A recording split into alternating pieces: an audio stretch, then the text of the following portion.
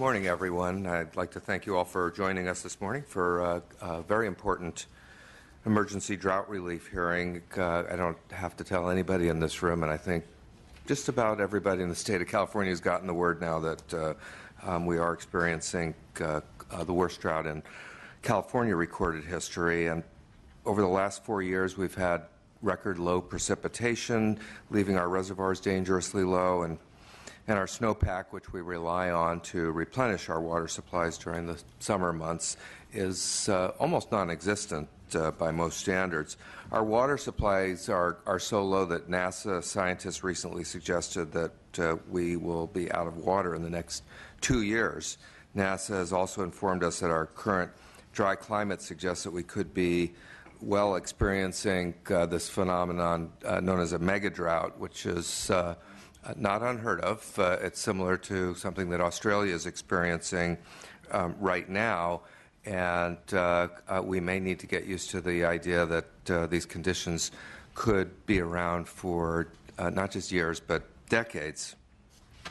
Now, in fairness, some have argued that these perspectives are extreme, and that's possible, but I don't think anybody can dispute at this point in time that our drought has reached a level where it is a crisis for all of us. And across the state, this crisis has manifested itself as farmers having to fallow their land, cattle ranchers losing livestock to starvation and dehydration, farm workers and others who depend on the agricultural industry are unemployed and unable to feed their families. Some communities are running out of water, and other communities are being asked to change their way of life. And throughout the state, individuals and communities and industries are being asked to rethink how they and how we use water.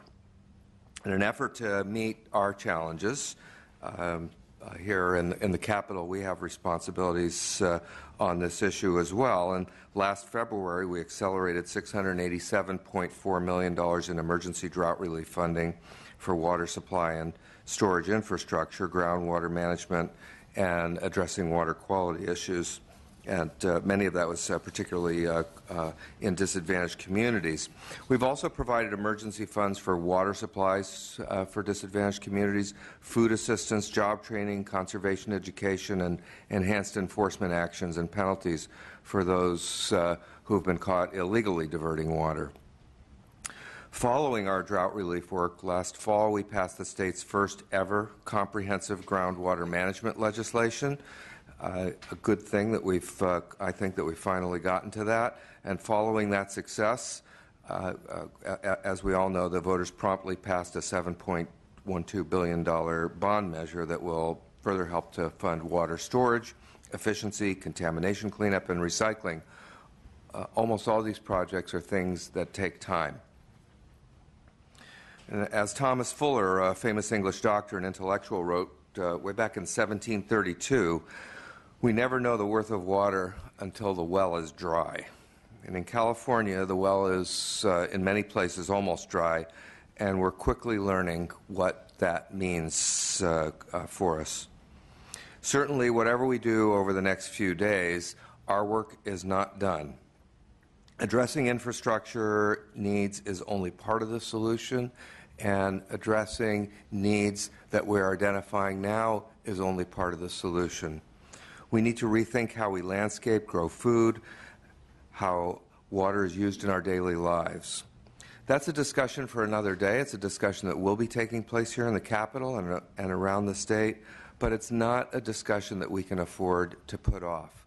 And here in the Capitol, and certainly at this committee, and looking at the budgets going forward, this is an ongoing discussion. It's not one that began today. It's not one that's going to end here today. And part of the message about doing some interim funding, as we are here today, is that we need to be thinking about this drought. We need to be opportunistic. We need to be fleet of foot in how we view the drought, because we shouldn't consider ourselves to be on a schedule here.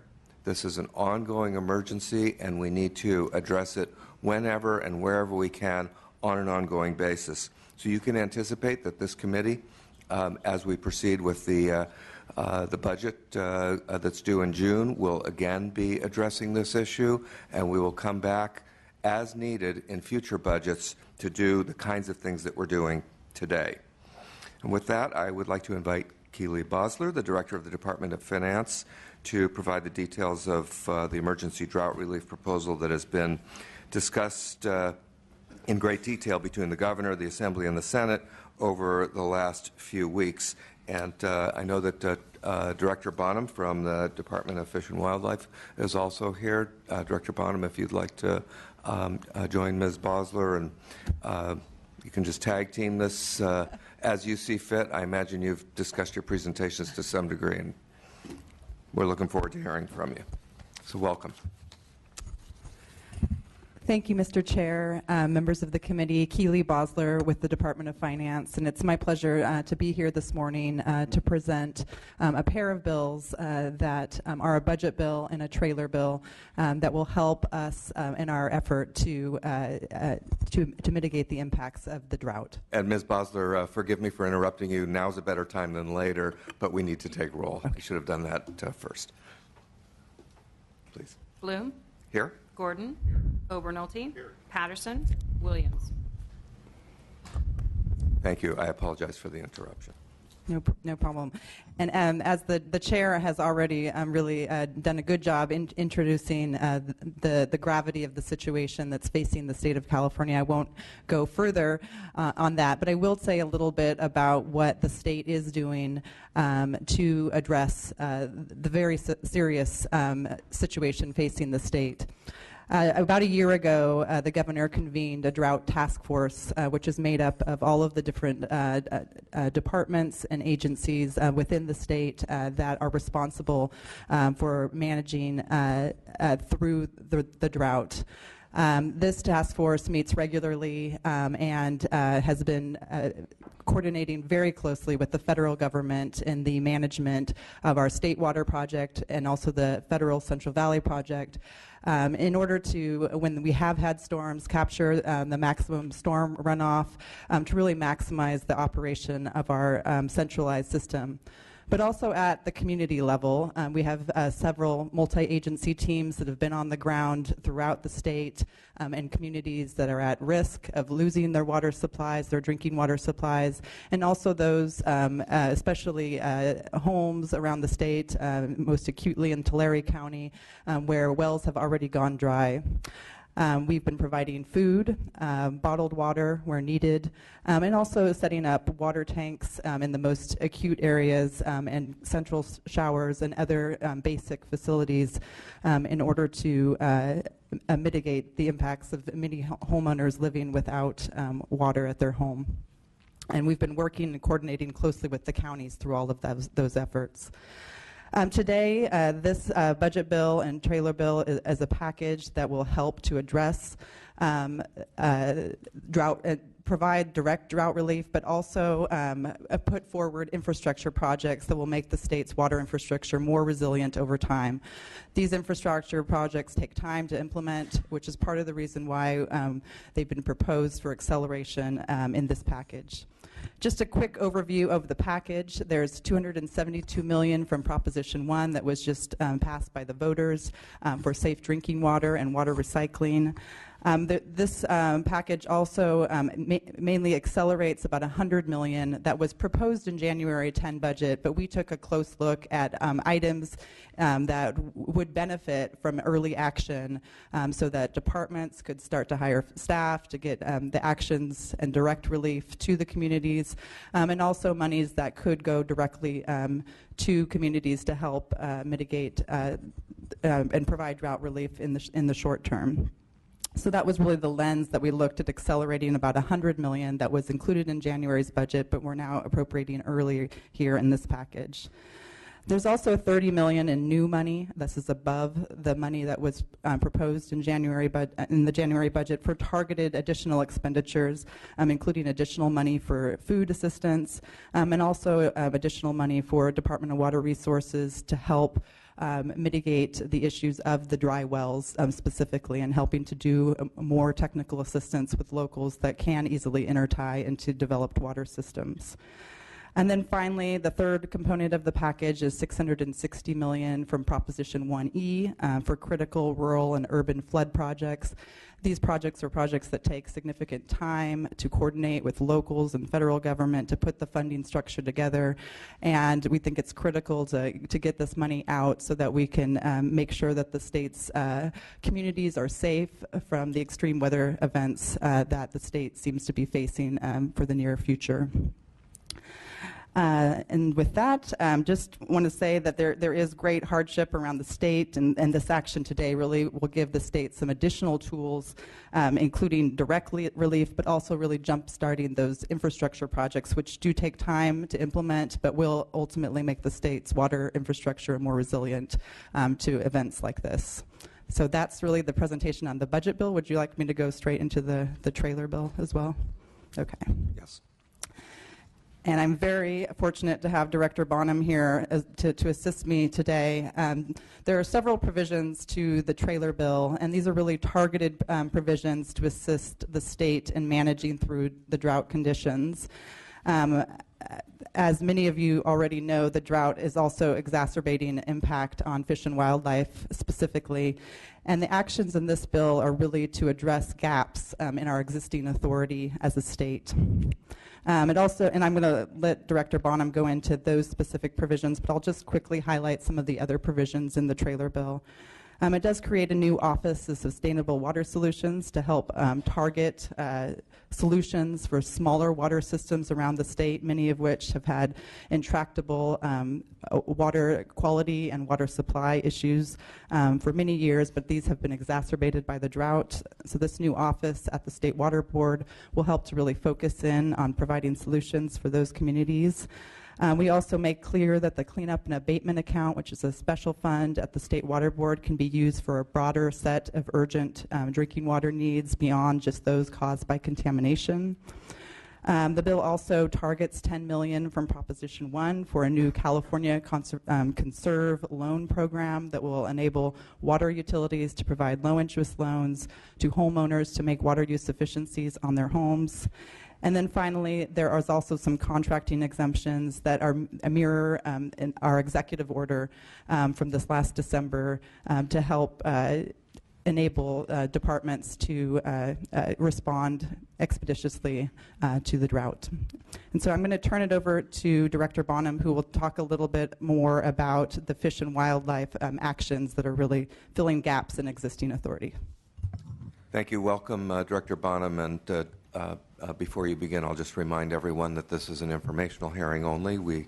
There's no action that we need to take, but we'll take questions for Ms. Bosler or Director Bonham as soon as you're finished, Mr. Bonham. Great, thank you. Chair and members, what I'd like to do is provide a quick overview of the limited and modest 3 proposals you'll see in the trailer bill about our department, and comment on some of the feedback I've had from important constituencies about those 3 components, and remain available for questions. Before I get started, though, I feel an obligation to, again, make clear for you my personal view. There's no question drought has human impact. I've mentioned to you before, I've seen it personally in the Valley. I work on a daily basis with water agencies and rural landowners and districts across the state who are struggling with drought. So my comments about fish and wildlife, please do not take as overlooking or ignoring that there's an equally important human impact. With that said, I also want to thank each of you, all of your staff. Every staff person I've spoken to in the last several days about these 3 provisions have been very measured, inquisitive, and it's been a very important dialogue between our department and your staff on these topics. Okay, so what are we discussing today? Well, what you'll find in the trailer bill is 3 sections. Section 1, 2, and 3 that relate to our department. Taking them in order, telling you the interest, and then the proposed solution. Section 1 in the trailer bill seeks a procedural modification to a law that's been in our code since about 1972. There is an existing law and legal standard which requires a diversion, if unscreened, to be screened upon a determination by the department that the unscreened diversion is in a salmon and steelhead water and its unscreened status is deleterious to fish. We're not seeking to change that existing legal standard. Further in this code section, section 6100, there's an existing procedural requirement around notification. Current approach is the diverter, the individual or entity that seeks to put the diversion in, is required to notify the department, and then that starts a conversation about whether it should be screened or not. We know this isn't working as well as it could. For example, published reports tell us that in the Sacramento-San Joaquin system we may have 3,000 plus unscreened diversions. And I know, as a matter of fact, our department doesn't have a corresponding 3,000 notifications about them.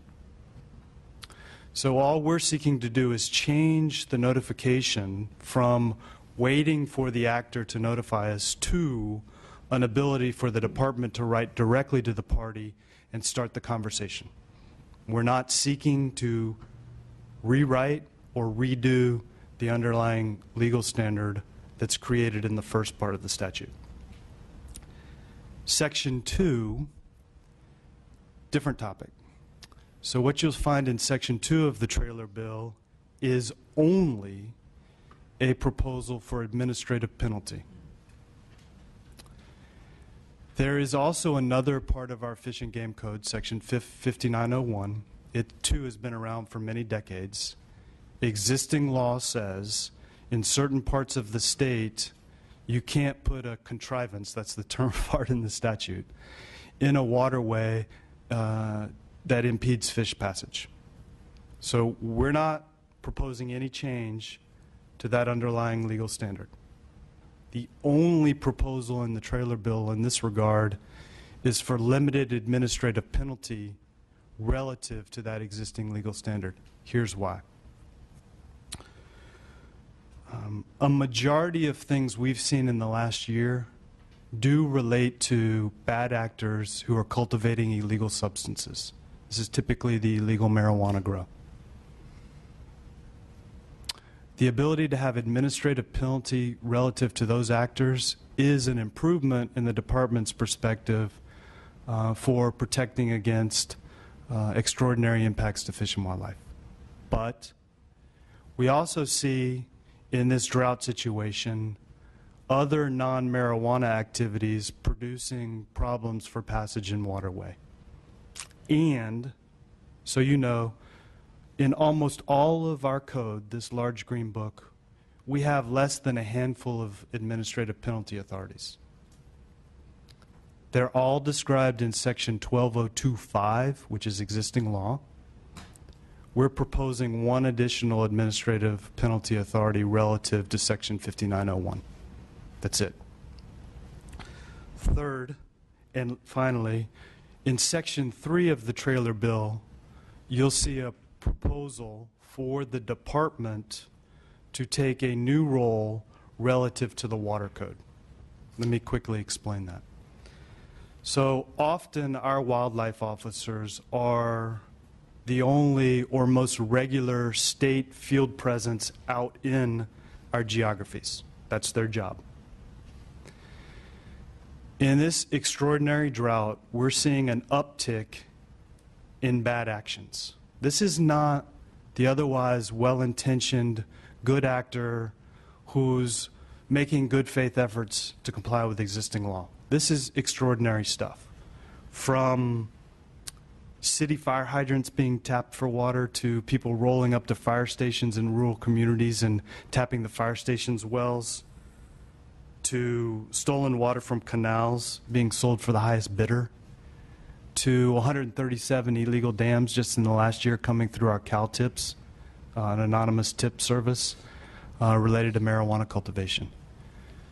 The proposal in Section 3 is this: allow the department's wildlife officer to file a complaint directly to the actor and provide service. That's it. After that moment, all of the applicable due process that is in current law in the Water Code, Section 1052 and 1055, remains available. Hearing, evidence, appeal to a full board, the board's division of water rights in the prosecutorial role, the department as a party to the proceeding, and every decision about what to do with the complaint is appropriately left to the water board. This is to take advantage of, in the extraordinary circumstances, the department almost as an agent relative to seeing and then more quickly beginning a possible prosecution. And I say possible because it's innocence until proven guilty through both an administrative proceeding and subsequent appeal into court. Let me end by saying this. I'm aware of at least 2 letters relative to these 3 sections. The first is from Cal Forest, and the second is from California Farm Bureau Federation. These letters matter to me because our department must maintain good relations with these communities. I have long personal relationships with the representatives, and institutionally we engage with them regularly. So, relative to the first letter from Cal Forest, know that in the department's judgment relative to administrative penalties, Section 2, we see both impacts coming from the marijuana cultivation as well as non-marijuana. The proposal before you requires the department to publish emergency regulations, putting in writing all of the due process protocol we would use in order to issue a penalty. I think that's an improvement. That's good. That's required. If we need this authority, we have a commensurate duty to be transparent about how we would manage the administrative process. So I welcome the direction to publish regulations around due process. Second comment in Cal Forest letter. They raise a concern that the underlying prohibition on the screening statute is unclear. Maybe. But if true, it's been unclear since 1972. And we're not proposing to modify that underlying legal standard today. But I will tell you, to the extent the worry is an upstream diversion far above the point of anadromy may be swooped into this modest change, my answer is I personally don't see how factually a diversion far removed from the presence of salmon or steelhead, if unscreened, will be easily concluded to have a deleterious effect because the fish are far removed from where the unscreened diversion is. Finally, as to the Farm Bureau's letter expressing concerns. Again, relative to administrative civil penalties, the department is not proposing we take all of our enforcement authorities here in this code and turn every one of them into strict liability crimes, all subject to administrative penalty. We've picked one discrete variable based on our experiences in extraordinary drought, and we're willing to quickly publish regulations describing the due process and potential use. By the way, the legislature provided us administrative penalty authority last year in very limited circumstances. We've not rushed out and done them. We have not issued any administrative penalties yet because we want to be careful and judicious. That's how we'd approach this new authority.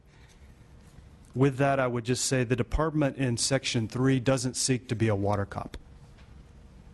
That's the jurisdiction of the Water Board. Should remain there. I'll remind you that the language in Section 3 says if the department sees a violation that harms fish and wildlife. That's important modifying language. Fish and wildlife is our jurisdiction, and I think that's why there's a distinction with a big difference on how Section 3 will play out. I appreciate your time, and I'm available for any questions. Questions? Mr. Obernolte. Well, thank you, Mr. Chairman. My question is for the Department of Fish and Wildlife. And I want to circle back on something that you just said there at the end. You were pointing out that currently the State Water Resources Control Board has the administrative authority to issue complaints. And I'm concerned that we're expanding this authority to the Department of Fish and Wildlife unnecessarily. I'm wondering why you couldn't just, if you noticed an unauthorized diversion, take that complaint to the Water Resources Control Board and have them administer the complaint as they do currently. I think that's a very good and appropriate question. You are correct. Section 1055, I believe it's A of the Water Code, states the executive director of the Water Board may issue the complaint. So the provision we seek in Section 3 of the trailer bill is department may also issue complaint. Here's why.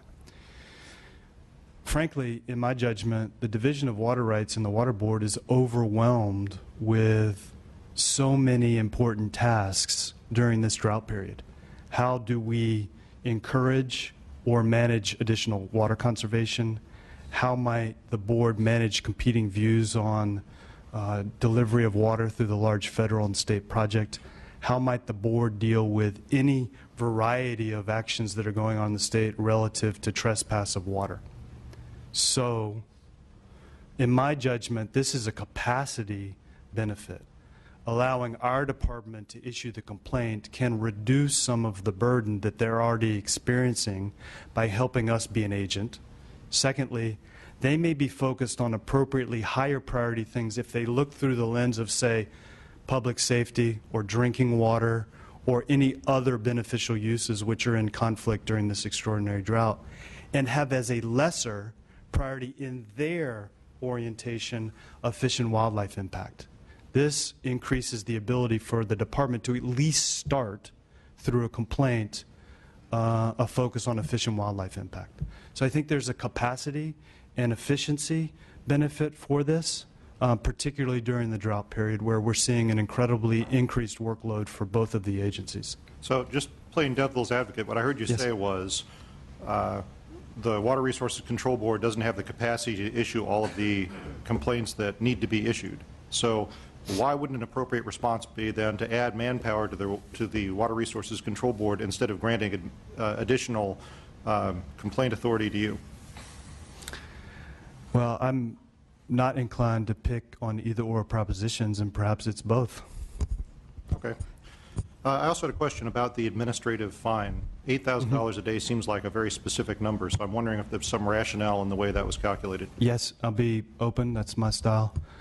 When I thought and the department considered many different options to recommend, we took a long list and narrowed it to 4, and then based on feedback from stakeholders like the Farm Bureau, reduced that further to 3.